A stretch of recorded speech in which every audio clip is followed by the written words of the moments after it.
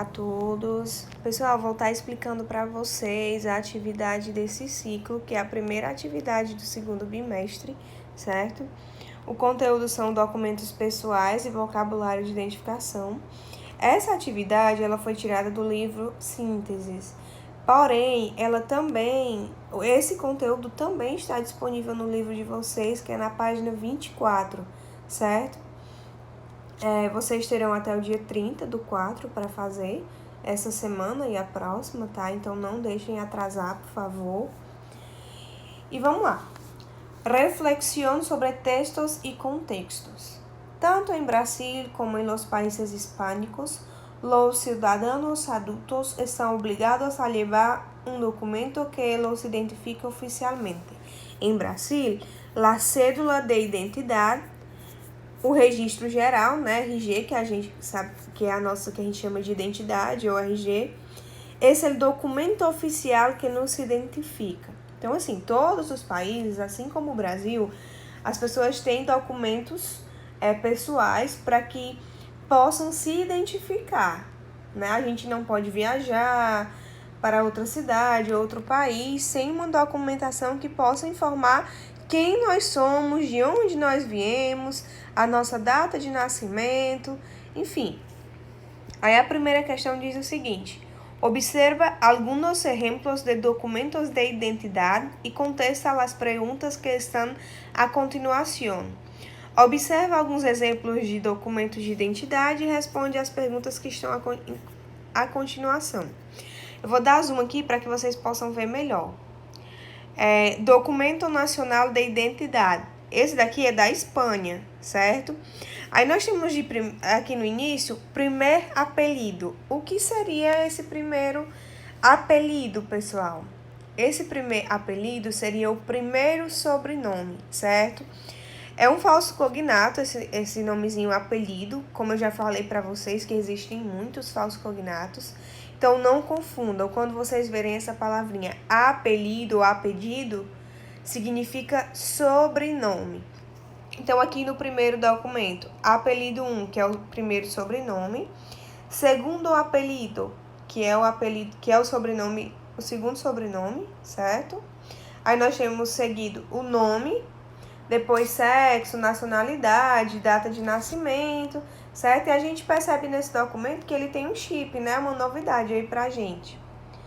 O segundo documento é do Chile, do país Chile, certo? República de Chile, Serviço de Registro Civil e Identificação, Cédula de Identidade.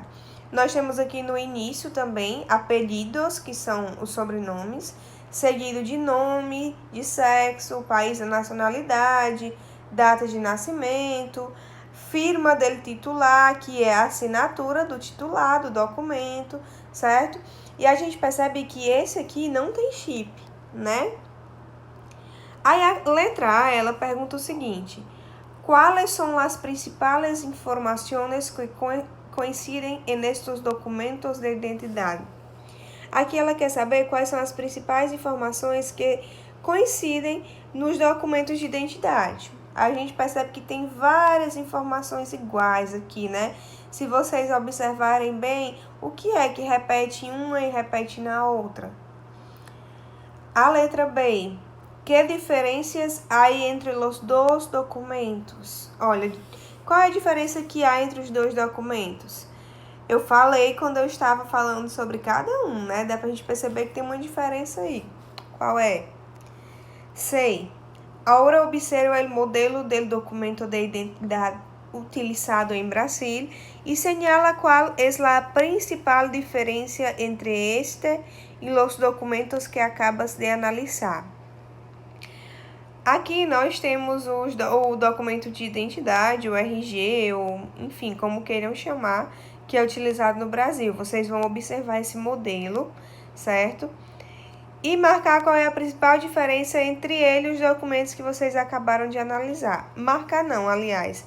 Vocês irão escrever qual é a principal diferença que vocês encontraram do documento do Brasil para esses documentos aqui da explicação, tá? Continuando, aqui nós temos um quadrozinho que mostra como se chama alguns documentos, o documento de identidade em alguns países da América.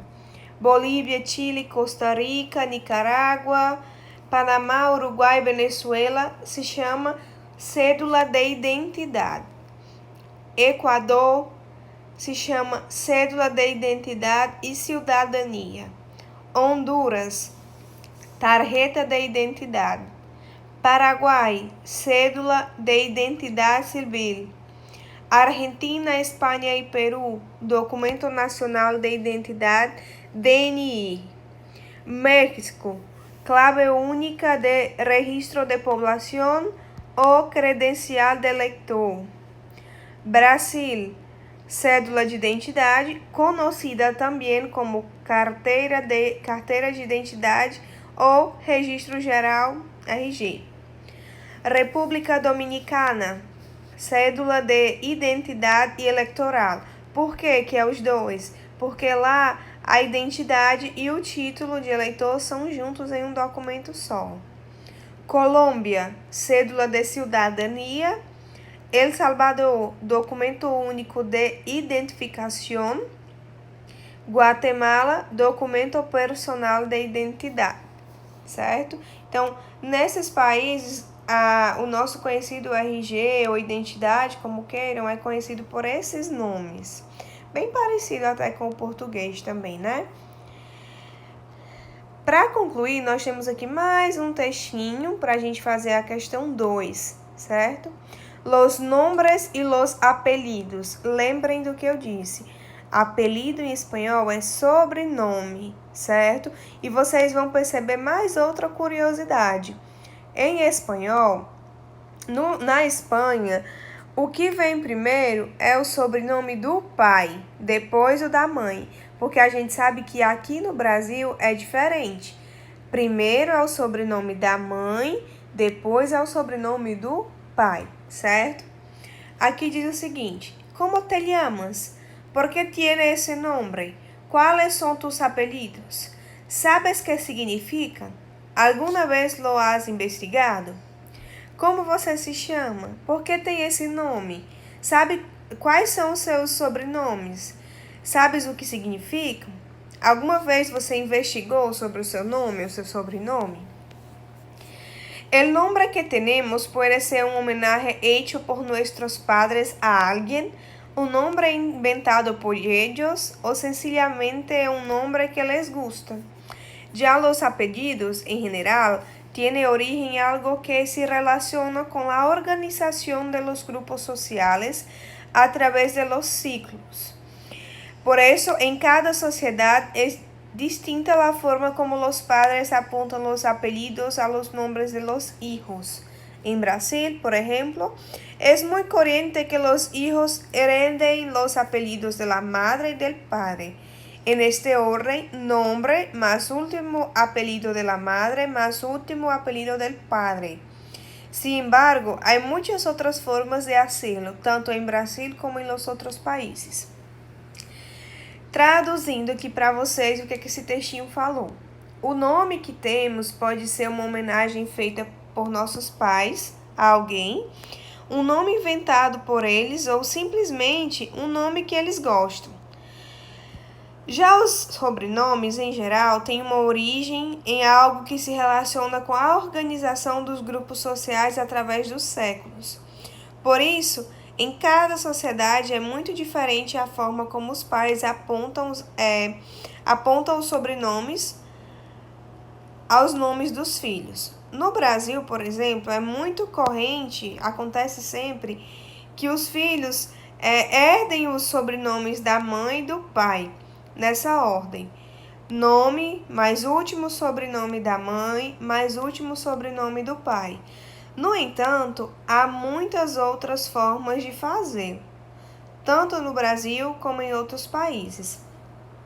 A questão 2, pessoal, tem assim: lee a seguinte charla desarrollada em um foro de internet e contesta as perguntas que seguem. Lê a seguinte conversa desenvolvida em um fórum de internet e responde às perguntas que seguem. Aqui nós temos uma pergunta, né, de uma pessoa que acredito, da Espanha ou de um país que fala espanhol, que diz o seguinte, da Espanha mesmo. En España, los nombres se registran de la siguiente manera. 1. Nombre puede ser uno o dos nombres, por ejemplo, Miguel o Juan, Manuel. 2. Primer apellido coincide con el primer apellido del padre. 3. Segundo apellido coincide con el primer apellido de la madre. ¿Cómo se registran los nombres en Portugal y en Brasil? Y perdone que escriba em espanhol, es que não domina o português. Então, o que é que ele diz? As perguntas que ele faz primeiro ele diz que na Espanha os nomes se registram da seguinte maneira. 1. Pode ser um ou dois nomes, aí ele deu o exemplo aqui de Miguel ou Juan Manuel, né? 2. Depois, seguida, vem o primeiro sobrenome, que coincide com o primeiro sobrenome do pai. 3. O segundo sobrenome, que coincide com o primeiro sobrenome da mãe. Aí ele pergunta, como é que se registram os nomes em Portugal e no Brasil? E perdoe que eu escrevo em espanhol, é que não domino o português. Aí ele escolheu como melhor resposta, certo? A resposta do Enio, que diz assim, meu nome é Enio Giacomini de Sales. Então, meu nome é Enio. Meu apelido, ele diz aqui, né? Meu apelido de mãe é Giacomini e meu apelido de pai é Sales. Eu sei que na Espanha é o contrário do Brasil, ou seja, primeiro vem o apelido do pai e depois o da mãe. Se eu tivesse nascido na Espanha, o meu nome seria Enio Sales Giacomini, entendeu?